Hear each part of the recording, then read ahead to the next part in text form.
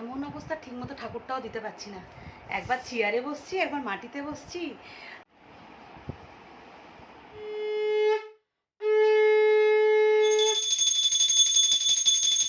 এখন মনে হচ্ছে গৌতম বারণ করেছে, ভালোই করেছিল। এদিকে আরেকজনের খুব খিদে পেয়েছে, আপাতত এই প্রসাদ দিয়ে সান্ত্বনা দিচ্ছি, কারণ ভাত হতে দেরি। কেন করেছিলে, আমাদের তো এইটাই দেখার বাকি ছিল। তো ভাত খাওয়ার পর থেকেই শরীর ডাউন, একদম মাথা তুলতেই পারছি না, মানে চোখ তাকাতেই পারছি না, এত মাথা ঘুরছে। জয় জগন্নাথ। তো আজকে জগন্নাথদেব নিজে স্বয়ং আমার বাড়ির গেট অবধি চলে এসেছে, আমি ভাবতেই পারিনি। নমস্কার, আমি সুপর্ণা। তোমরা সবাই কেমন আছো? আশা করি খুব খুব ভালো আছো। আমার চ্যানেলে আর নতুন আরেকটা ব্লগে অনেক অনেক ওয়েলকাম। শুভ রথযাত্রার অনেক অনেক শুভেচ্ছা, অভিনন্দন। সবাই আজকের দিনটা অনেক অনেক আনন্দে কাটিও, রথ টেনো, পাঁপড় ভাজা খেয়েও, রথের মেলায় ঘুরতে যেও। যাই হোক, আজকের আমার মনটা আবার খুব একটা ভালো নেই, সকাল থেকে মনটা একটু খারাপ। আর এই মন কেন খারাপ, শরীর কেমন আছে, শরীর কতটা খারাপ, এইসব নিয়ে পরে শেয়ার করব। একদম ভিডিওর প্রথমে এগুলো ভালো লাগে না। তো সকাল থেকে পিটির পিটির করে বৃষ্টি শুরু হয়ে গেছে। আর রথ মানে তো বৃষ্টি থাকবে, রথের দিনে ছোট থেকেই দেখে আসছি রথের দিন মানে একটু বৃষ্টি থাকবেই। এই বৃষ্টি ভেজা রাস্তায় রথটা টানতে হয়। আর আজকের দিনটা নিয়ে আমারও অনেক ভাবনা চিন্তা ছিল, অবশেষে কিছুই আর করতে পারলাম না। সবটারই কারণ হচ্ছে আমি নিজে এবং আমার শারীরিক অসুস্থতা। যাই হোক, জগন্নাথের নাম নিয়ে জয় জগন্নাথ বলে আজকে ব্লগটা স্টার্ট করলাম। পাশে থেকো আর একটা লাইক দিয়ে দেখতে শুরু করো। ব্রেকফাস্ট করার জন্য সোজা রান্নাঘরে চলে এসেছি। কতদিন পর বড় ভিডিও বানাচ্ছি, এখন তো ভিডিও করাটাই ভুলে গেছি। গুছিয়ে ঠিকমতো না ভিডিও করতে পারি, না ঠিকমতো কথা বলতে পারি। স্বাভাবিক, অভ্যাসটা যেতে চলে গেছে। বর্তমানে আমার সবথেকে বড় কাজ হলো রান্না করা আর খাওয়া। কারণ আমার সারাদিনটা জুড়ে চলে খাবার আগের ওষুধ আর খাবার পরের ওষুধ। এই ওষুধ খাওয়ার চক্করে শুধু রান্নাঘরেই আমার সময় কেটে যাচ্ছে।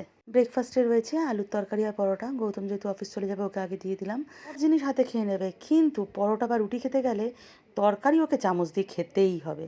একেবারে মেয়েকেও খেতে দিয়ে দিলাম। আর আজ যেহেতু কলেজ যায়নি, এই পাগলের মতো খাটের এক কোণে বসে ও সারাদিন পড়তেই থাকবে। স্নান করে নিয়েছি আর একটা নতুন নাইটি পরে নিয়েছি। নাইটিটা রেখেছিলাম জন্মদিনে পরবো বলে। তো জন্মদিন তো আমার অমাবাসীতে পড়েছিল, আর পড়তে পারিনি, তো আজকে পরে নিলাম। সংসারের কর্ম থেকে একটু বিরতি নিয়ে নিয়েছি, এবার ভগবানের সেবায় আত্মবিলীন করে দেবো। ঠাকুর দিতে বসবো। অলরেডি তোমাদের গৌতম দা আজকে পূজা দেওয়ার কিছুটা জোগাড় আমাকে করে দিয়েছে। আর এই ঠাকুর দিতে দিতে আমার মনের দুঃখের গল্প তোমাদের সাথে শেয়ার করব। তো চলো। এখন আর মাটিতে বসে একদমই পুজো দিতে পারি না, এই চেয়ারে বসেই পূজা দিতে হয়। সকালবেলা ঠাকুরের কিছু বাসন মেজে রেখেছি। যেহেতু আজকের রথযাত্রা, ভেবেছিলাম ঘরে একটু ঠাকুরের ভোগ প্রসাদ বানাবো, কিন্তু গৌতম একদমই রাজি হয়নি। বললো এবছর আর কিচ্ছু না, সামনের বছর যদি সব ঠিক থাকে তখনই তুমি ঠাকুরের ভোগ বানিও। আপাতত ফল, মিষ্টি, দই, ফুল এইগুলো কিনে দিয়ে গেছে। বলল এইভাবেই শুকনো জিনিস দিয়েই ঠাকুরকে পূজা দিতে। ঠাকুরের স্নান অভিষেকের জন্যে দুধ, গঙ্গা জল, চন্দন, মধু, অগুরো, ঘি, গোলাপ জল সবটাই গুছিয়ে নিয়েছি। আর এইদিকে আমার গোপুসোনা তো একদম রেডি স্নান অভিষেক করার জন্যে। ডাক্তারের নির্দেশ অনুযায়ী এখন একদমই ঘর থেকে বাইরে বেরোই না। 3 মাস ডাক্তার খুব সাবধানে থাকতে বলেছে, ঘরের বাইরে যেতে না, আর যদি বা যেতে হয় তাহলে মাস্ক পরে। সুতরাং এবার রথে তো আর বাইরে যেতে পারবো না। তো গৌতমকে শখ করে বলেছিলাম আমাকে একটা রথ এনে দেবে, আমি ঘরেই একটু রথ টানবো। বাজার থেকে এসে খুব দুঃখের সাথে জানালো রথের অনেক দাম, তাই আর রথ নিয়ে আসতে পারিনি। আমি জানি গৌতম আমার সব ইচ্ছা পূরণ করে, সত্যিই হয়তো ওর অসুবিধা আছে বলে হয়তো রথটা আনতে পারেনি। আর আমিও যেন কেমন একটা হয়ে যাচ্ছি, না বুঝে শুনেই হয়তো কিছু কিছু ফরমাইশ করে বসছি। জানি না কেন বয়সের সাথে সাথে এতটা অবুঝ হয়ে যাচ্ছি। সকালে গৌতম যখন খালি হাতে বাজার থেকে এসেছিল তখন সত্যিই আমার মনটা খুব খারাপ লাগছিল, কিন্তু এখন অবশ্য আস্তে আস্তে ঠিক হয়ে গেছে। অবস্থা ঠিকমতো ঠাকুরটাও দিতে পারছি না, একবার চেয়ারে বসছি, একবার মাটিতে বসছি।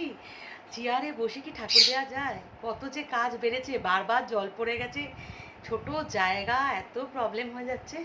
শেষে চেয়ার সরিয়ে দিয়েছি, এখন একটু ফল কাটবো, মাটিতে বসলাম। আর গৌতম আজকের জুঁই ফুলের মালা এনেছে, রজনীগন্ধা, জুঁই আর বেল।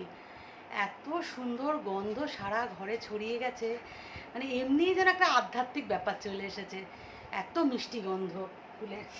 যাই হোক, অনেকটা দেরি হয়ে গেছে, ঘড়িতে প্রায় 1:30টা বেজে গেছে। আমি ঘন্টা দেড়েক ধরে শুধু মানে এইসবই গোছাতে সময় চলে যাচ্ছে। আর কি বলবো, পেটেও ব্যথা করছে ভীষণ, পাচ্ছি না। এই ঠাকুরটা দেওয়ার পর কী হবে জানি না, এখনও দুপুরে রান্না হয়নি। তো মন খারাপের তো একটা গল্প তোমাদের শেয়ার করলাম। আর আরেকটা গল্প হলো, এবছর ভেবেছিলাম একটু ঠাকুরকে ভোগ রান্না করে দেব।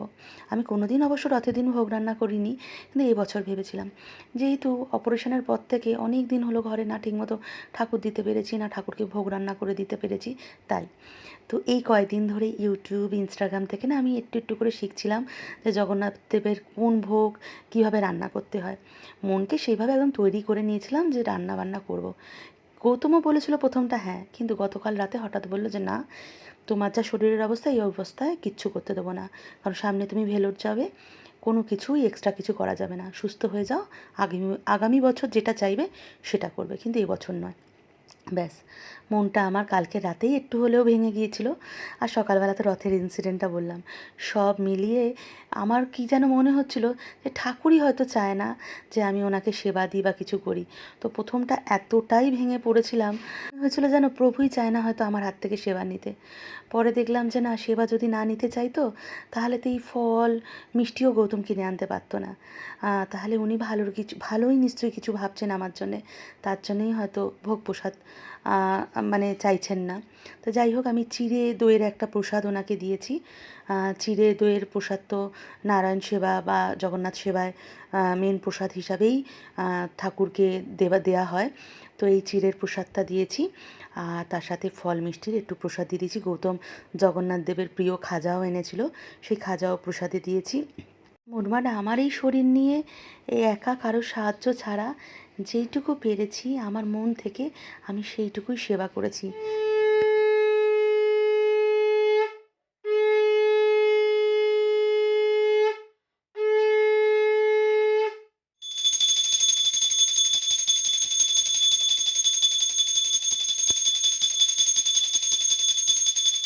অনেক দিন পর বেশ ভালো লাগছে, মন শান্তি করে পূজা দিতে পেরেছি, ঠাকুরকে একটু মন ভরে ডাকতে পেরেছি। পুরোপুরি 3টে বাজে, 11:15টায় পূজায় বসেছিলাম, 3টে বেজে গেল। এখন আর আগের মতো তাড়াহুড়ো করে কাজ করতে পারি না, সামান্য কাজ করতে আমার অনেকটা টাইম লাগে। 14বার পেট ব্যথা হচ্ছে, একবার রেস্ট নিচ্ছি, তারপর আবার একটু করে কাজ করছি। এভাবে কি হয়? এখন মনে হচ্ছে গৌতম বারণ করেছে, ভালোই করেছিল। যদি ভোগ টোগ রান্না করতে যেতাম তাহলে সত্যিই পারতাম না, ঠাকুরকে গুছিয়েও দেওয়া হতো না, আর সবটাই অগোছালোই থেকে যেত। তো যাই হোক, এখন আমার আর মেয়ের খাবার বানাবো। ভাবছি গোবিন্দভোগের চাল ডাল মিশিয়ে ওই সেদ্ধ ভাত করে নেবো, করে মা মেয়ে খেয়ে নেবো। এবার আরেকজনের খুব খিদে পেয়েছে, আপাতত এই প্রসাদ দিয়ে সান্ত্বনা দিচ্ছি, কারণ ভাত হতে দেরি। ইনি তো কোনো কাজবাজ করতে পারে না, যেদিনকে কলেজ বন্ধ থাকে সেদিনকে ঘরে পড়ে পাগলের মতো, আর যেদিনকে কলেজ যায় সেদিনকে কলেজই যায়, ছেড়ে দাও। পুরো একটা বেকার বস্তু ঘরের এক কোণে পড়ে থাকে, যে মাকে একটু হেল্প করবে, কিচ্ছু না। আর খাচ্ছে দেখো মাথা নিচু করে, শুধু খেতে জানে, ভালো মন্দ শুধু করে দাও, শুধু খাবে। এই খাবারটা আমার আর আমার মেয়ের কাছে অমৃত, এটা হলে আর কিচ্ছু লাগে না আমাদের। নিয়ে নিয়েছি গরম গরম গোবিন্দভোগ চাল ডাল দিয়ে এক সিদ্ধ ভাত, কাঁচা লঙ্কা আর ঘি দিয়ে। তাও তো আজকের একটু শুকনো শুকনো হয়ে গেছে, একটু ফেনা ফেনা থাকলে না খেতে বেশি ভালো লাগে। আর এই কাঁচা লঙ্কা ঘিয়ের সাথে এইটা যা লাগে, মানে আমি সেটা ভাষায় প্রকাশ করতে পারবো না। ভীষণ জোর খিদে পেয়েছে, সকাল থেকে খাওয়া নেই, খেয়ে নিই তারপর কথা হচ্ছে।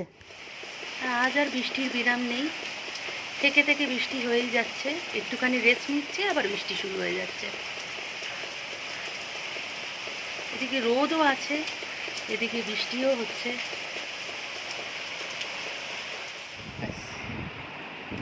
এইটুকুই দেখার বাকি ছিল। এটা আমার বক্তব্য না, এটা আমার মেয়ের বক্তব্য। আর কিছুক্ষণ পর, আর কয়েক মিনিট পর, এটা তোমাদের গৌতম দা এসে বলবে যে কেন করেছিলে, আমাদের তো এইটাই দেখার বাকি ছিল। তো ভাত খাওয়ার পর থেকেই শরীর ডাউন, একদম মাথা তুলতেই পারছি না, মানে চোখ তাকাতেই পারছি না, এত মাথা ঘুরছে। অগত্যা সেই কুড়েটাকে, যে ঘরের এক কোণে পড়ে থাকে, তার হেল্প নিতে হচ্ছে। বললাম মাথা টিপে দে, মানে আমি কী যে অবস্থা আমার, মানে মনে হচ্ছে আমি নাগরদোলায় রয়েছি, সব দুলছে, এরম একটা অবস্থা। এইখানটায় দে রে, আমার দিকে তাকিয়ে থাকিস না, আমার দিকে ফেলিয়ে তাকিয়ে থাকে কেন কি জানি, যে কাজটা কর। আর আরেকজন এসেছে, কি বকা বকবে আমাকে, ওর ভাল লাগে না, ও এখন দিদার বাড়ি যাবে বলছিল, আর মাথায় হাত বোলাতে হচ্ছে।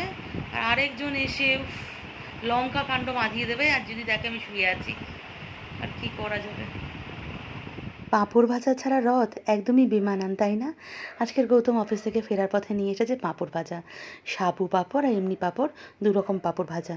যাতে ঘরে আমাকে পাঁপড় না ভাজতে হয়, তাই মেলা থেকে পাঁপড় ভাজা কিনে এনেছে। ভাবা যায়, আজ পর্যন্ত কোনো দিন আমি মেলার পাঁপড় খাইনি, ঘরেই পাঁপড় ভাজি। রথে পাঁপড় ভাজা তো খেতেই হবে, এটা তো কম্পালসারি। অনেক কষ্ট করে মাথা যন্ত্রণা নিয়ে উঠেছে, সন্ধ্যা দেওয়া হয়নি, সন্ধ্যা দিতে হবে। এদিকে মাও সন্ধ্যাবেলায় প্রসাদ পাঠিয়েছে, যেহেতু আমার বাপের বাড়িতে লক্ষ্মীনারায়ণ, প্রতিষ্ঠিত লক্ষ্মীনারায়ণ আছে, তো এই রথ উপলক্ষে মাও ঠাকুরকে ভোগ দিয়েছিল। এদিকে লুচি ছিল, মালপোয়া, তারপরে চাটনি, ভাজা, সিমুই, চিড়ের পোলাও, তারপর মিষ্টি আর গাছের ড্রাগন ফল। আমার শরীরটা ভালো না দেখে তোমাদের গৌতমদা নিজে থেকেই সন্ধ্যা দিতে বসে পড়েছে, ঠাকুরের ভোগে ফল প্রসাদ দিয়ে দিয়েছে। আগে এগুলো একদমই পারতো না, কিন্তু এখন আমার চাপে পড়ে অনেকটাই শিখে গেছে। স্বয়ং জগতের নাথ চান যে আমি এবার রথের রশিতে টান দিই, তা কার সাধ্যি আমাকে আটকাবার। হঠাৎ মানে ভাবতেই পারিনি মিনমদা ছেলেকে নিয়ে চলে এসেছে আমার বাড়ির গেটের সামনে, যাতে আমি রথের রশি টানতে পারি। মানে আমি যে কি খুশি হয়েছি, মানে স্বয়ং জগন্নাথই হয়তো ওদের পাঠিয়েছেন যে আমি মন খারাপ করে আছি তার জন্য। জয় জগন্নাথ।